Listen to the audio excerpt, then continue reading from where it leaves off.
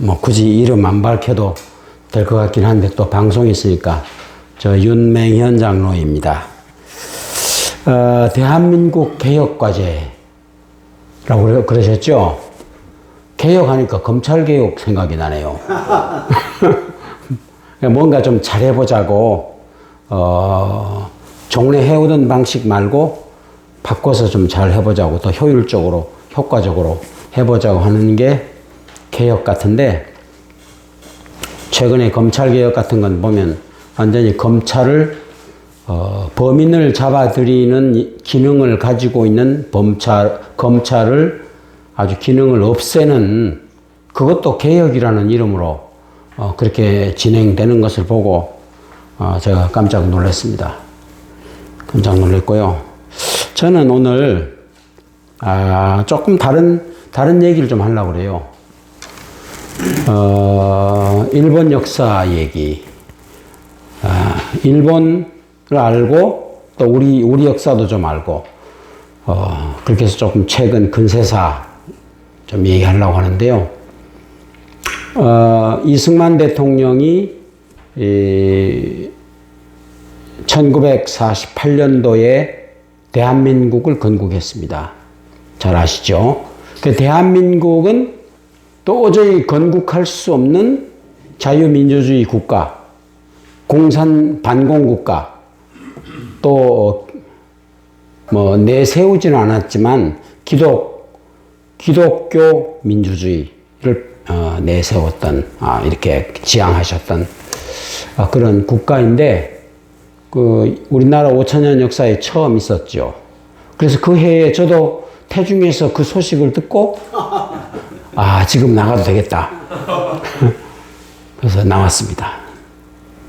그래서 이제 지냈는데, 그 1948년도에 이승만 대통령이 건국을 하셨는데, 그 전에 이제 우리가 일본한테 먹혔었죠. 그죠? 그러면 일본은 과연 우리보다 얼마나 셌길래 우리를 먹었을까요? 혹시 그런 거 연구해 보셨어요? 제가 갑자기 그 생각이 들어서, 그러면 일본은 도대체 뭘 얼마나 이렇게 빨리 일어났길래 그러냐.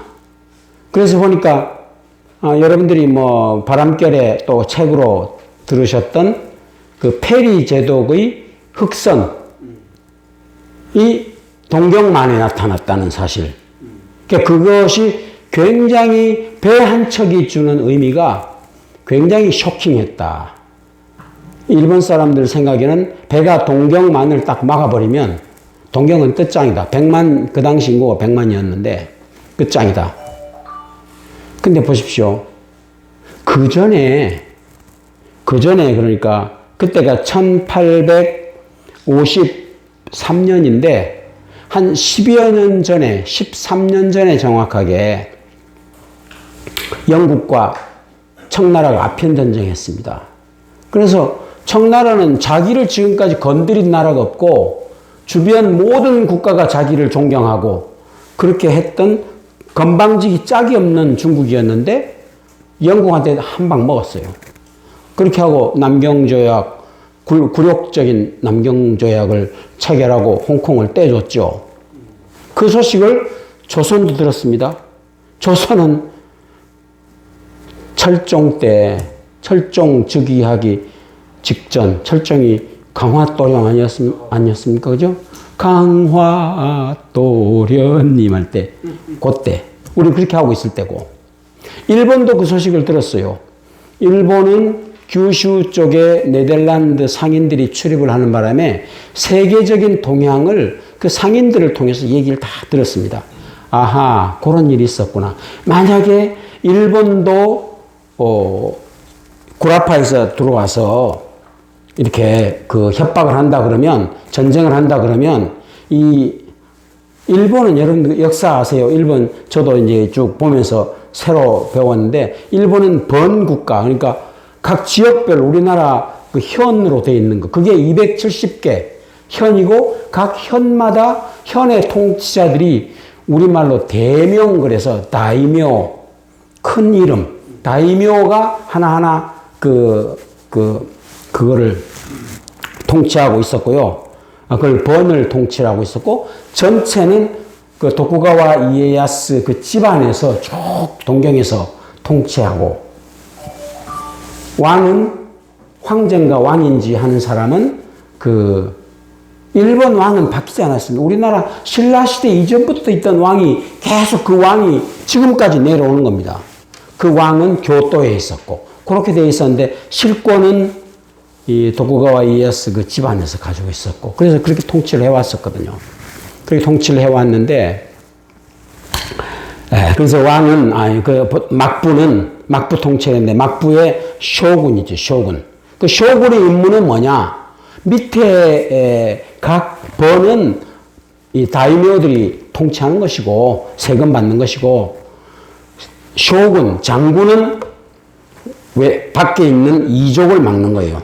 밖에서 침범하는 것을 막는 건데, 그 쇼군 입장에서는 이게 난리가 난 거예요. 난리가 났어. 근데 여러분, 보십시오. 증기선이 그 당시에 아시아는 전부 뭐 이런 노전, 임진왜란 전부 이걸로 졌잖아요. 그렇게 싸웠잖아요. 근데 그것이 수백 년 동안 지금 그렇게 내려왔는데 갑자기 증기선이 왔어요. 여러분, 이 증기선이 이거 대단한 겁니다. 이게 원자 폭탄 개발할 때도 증기선 얘기가 나왔었습니다. 그 얘기 할까요, 말까요? 시간이 너무 많이 갑니까? 해보세요. 예? 해주세요. 시간이 너무 많이 가는데, 증기선이 옛날에 나폴레옹 시절에 그때 영국에서 증기선을 개발해서 막 채택을 했거든요. 그러니까 불란서의 이 해군은 전부 범선이나 젓는 것이었는데 영국은 증기선이었어요. 누가 이길까요? 붙으면? 영국 이기죠. 그래서 나폴레옹 육군은 계속 승승장구했지만 영국을 못 이긴 겁니다. 영국을 못 이겼어. 그 스토리를 2차 대전 때 원폭 개발할 때 1942년부터 45년 3년 동안 미국에서 맨하탄 프로젝트를 만들었어요.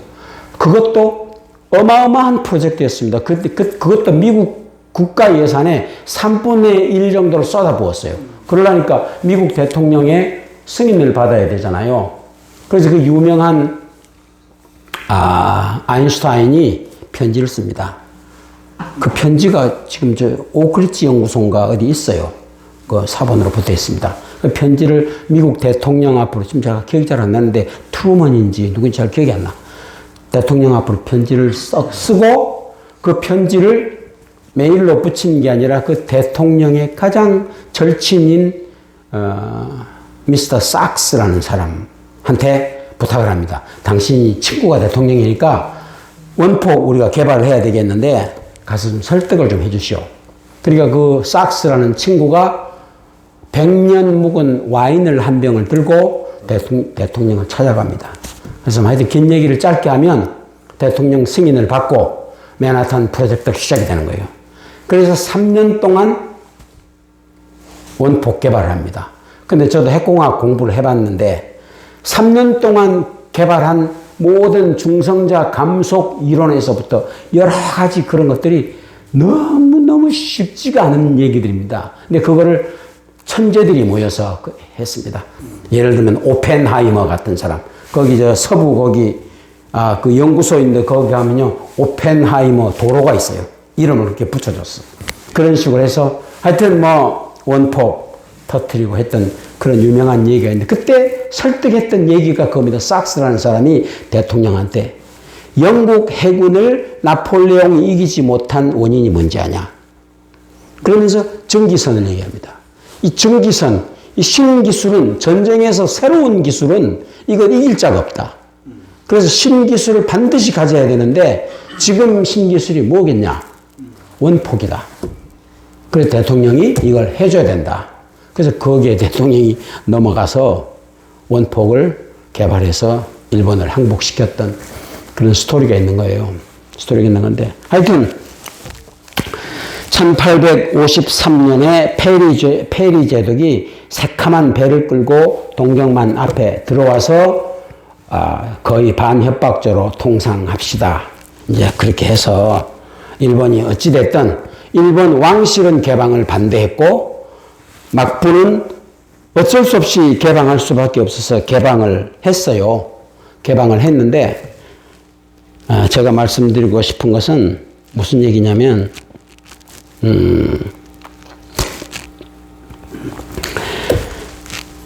강화도 조약이 1853년에 일본이 이건 당한 거잖아요. 일본이 흑선에 당했거든. 당했는데 강화도 조약은 운양호 사건 그래서 조선에 들어옵니다. 조선에 들어오는데 그게 1876년인가 연도 차이가 얼마나 될까요? 20년 차이밖에 안 나. 한번 생각해 보세요. 일본은 20년 동안에 개방하기, 일본도 그때 쇄국 정책이었거든요. 페리 제독에서 문 열어. 그렇게 할 때 쇄국했어요. 안 열었어. 그래서 나중에 열고는 20년 만에 조선을 쳐들어왔습니다. 여러분 가만히 보십시오. 우리나라가 이승만 대통령이 개국하고 1948년에 개국하고 약간 어려움은 있었지만 우리가 엄청난 속도로 발전해가지고 세계에서 가장 빠른 속도로 발전해서 지난번에 우리 그 얘기했죠. 3만 배, 70년 동안 3만 배의 경제 성장을 이루었다고, 눈부신 성장을 했다고 했는데 그 전에 일본을 보니까 일본도 만만치 않았어요. 조선이 피폐했을 때 일본은 막부 시절에 이미 상당한 부를 쌓았고 기술이 없어서 그렇지 굉장한 돈이 많이 있었던 그런 나라였더라고요, 일본이. 페리 제독이 들어와서 증기선을 가지고 이렇게 왔다 갔다 하니까 일본 사람들이 연구를 해가지고 2년 만에 증기선을 만들어냈습니다. 일본 사람들 자체.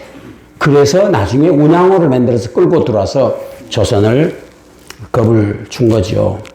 근데 이제 그건 제가 배경 설명을 드린 것이고, 일본의 그 당시에 그 다이묘들을 섬기는 270개 그 범에 있는 다이묘들을 섬기는 사무라이들이 다 깔려 있었습니다.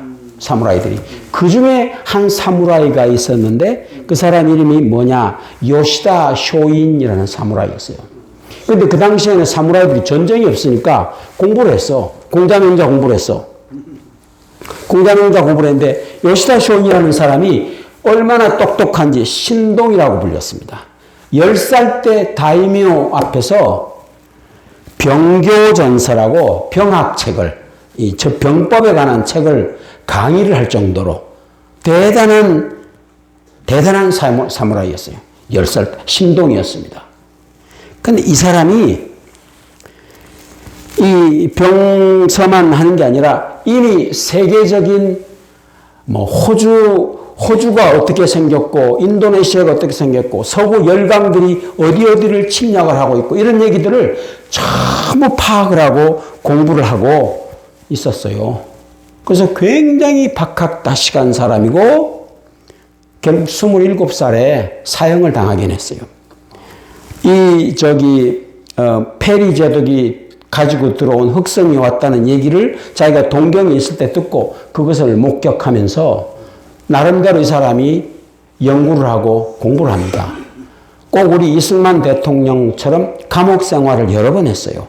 근데 사무라이들이 감옥에 들어가면 별로 그렇게 고생을 안 하기 때문에 거기 앉아서 수백 권의 책을 읽고 나중에 나와서 송하촌숙이라는 학원을 설립을 해서 많은 사람들을 가르쳤다는 거예요. 가르치고 연구하고 그 중에 한 사람이 이토 히로부미, 한국을 침략했던 이토 히로부미. 안중근대사에게 당했잖아요. 제가 뭘 얘기하고 싶으냐. 일본이 자기들 막부 정치를 하고 있는데 그 일본 정치를 개혁해서 세계에서 으뜸가는 나라로 개혁하고자 하는 생각을 이 요시다 쇼인이 했습니다. 요시다 쇼인이 일본을 바꾸겠다는 생각을 했는데 방향이 잘못된 거예요. 요시다 쇼인 생각은 우리가 어떻게 해외 팽창을 할 것인가. 자기들 나름대로 잘 살아야 되는데 그게 아니라 해외 팽창, 어떻게 다른 나라를 침략해서 이길 것인가. 넘버원 전략이 조선이었습니다. 그 중에 제일 앞선 작전이 뭐냐면 울릉도 점령. 그 당시에는 울릉도의 이름이 죽도더라고, 죽도. 지금 독도를 얘기하는 죽도. 그래서 울릉도를 우리가 먼저 점령을 하자. 뭐 그런 계획도 세우고 그래서 제가 말씀드리고 싶은 부분이 우리 이승만 대통령은 이 사람보다도 45년 후배입니다. 그러니까 한 세대가 뒤에 분인데 요시다 쇼인의 새로운 국가 건설 설계도라는 것이 넘버원 해외 팽창 그리고 실력을 쌓자 무기를 준비하자. 그런데 거기에 비해서 이승만 대통령의 비전을 한번 보십시오. 우리는 기독교 사상에 입각한 그런 자유민주 정부를 세워야 한다. 이 요시다 쇼이는 그런 얘기가 없잖아요. 그래서 제가 이걸 쭉 공부를 하면서 느낀 것이 이승만 대통령이 정말 훌륭한 선생이었다. 아멘. 훌륭한 기초를, 훌륭한 대한민국 설계도를 만들고 그것에 따라서 쭉 진행을 하고 대한민국을 건설까지 했다. 그래서 참 대단한 것이고 그것이 우리의 복이다. 우리의 복이다. 일본은 이때부터 해외 팽창하고 쭉 나가다가 아주 급속도로 그러니까 그 당시 조선을 침략할 때 강화도 조약하고 경부선 철도 부설권 요구하고 할 때 우리 눈으로 볼 때는 일본이 굉장히 강한 것처럼 보였는데 그때만 해도 일본이 조선을 침략할 때 조선을 연습 문제 풀이하는 것으로 앞으로 할 일들이 어마어마하게 남아 있으니까 중국 만주 침탈해야 되고 동남아 다 침탈해야 되고 하는데 그것에 대한 연습 문제 풀이용으로 조선을 와서 쳐들어와서 요리하기 시작을 했고 다행히 여러 가지 정신을 이등방문에게 이토 히로부미에게 이 요시다 쇼인이라는 사람이 전수를 해줬기 때문에 그 사람의 가르침에 따라서 조선을 먹고 쳐들어오고 그 다음에 이제 다른 나라로 팽창하다가 결국은 뭐 우리 잘 아는 대로 하와이 진주만 습격하고 2차 대전 이제 벌어지고 미국한테 당했잖아요. 지금까지 일본 힘은 못 씁니다. 여러분 가만히 보십시오. 우리는 어릴 때에 일본이 우리보다 선진국이었고 잘 사는 나라였고 아주 앞서가는 1등 국가라고 생각을 하고 아시아의 중심은 일본이라고 봤는데 요즘 가만히 보십시오. 이 해외 팽창 작전으로 해외 팽창 철학으로 국가를 건설해서 운영해왔던 일본의 모습을 한번 보십시오. 일본은 완전히 미국의 포로가 되어 있습니다. 그거 생각해 보셨습니까? 우리는 꼭 그렇진 않아요. 우리도 물론 미국 패권주의에 어쩔 수 없는 저거이긴 하지만 그래도 일본에 비하면 우리는 아무것도 아닙니다. 일본은 완전히 잡혀 있습니다. 그 좋은 예가 일본이 미국 시장을 너무 석권하기 때문에 반도체 그러니까 가전제품, 자동차 이런 걸로 완전히 덮어버리기 때문에 미국에서 일본을 한번 제압을 합니다. 그게 언제냐면 1985년에 플라자 협의라고 혹시 들어보셨습니까? 플라자 협의?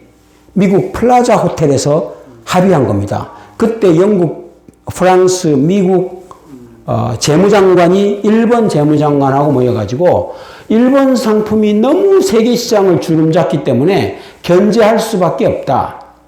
그래서 일본 환율을 대폭 조정을 해버립니다. 더블로 조정을 해버립니다. 한번 생각해 보세요. 지금 일본 환율이 바닥으로 계속 꺼지고 있죠. 꺼지고 있고, 일본 돈 가치가 내려가고 있는데, 거꾸로 일본 돈 가치를 두 배로 올린다고 생각을 해 보십시오. 2배로 올리면 수출 되겠습니까? 안 되죠. 안 되거든?